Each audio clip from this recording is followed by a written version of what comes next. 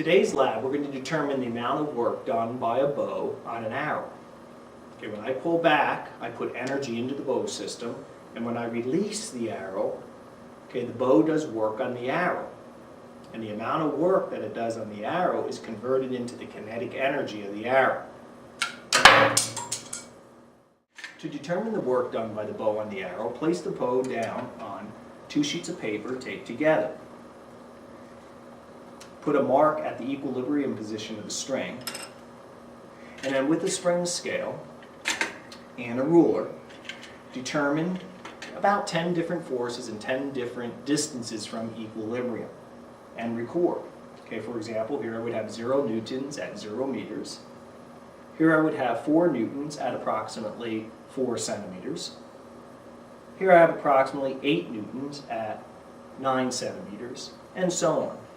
But make sure not to pull back further than you can when you actually launch the arrow, which I'm going to show you in a short while. After you collect this data, then you'll enter it into the computer, make a graph of force versus distance, find the area under the curve, which will be your work. And then that work is set equal to the change in kinetic energy of the arrow.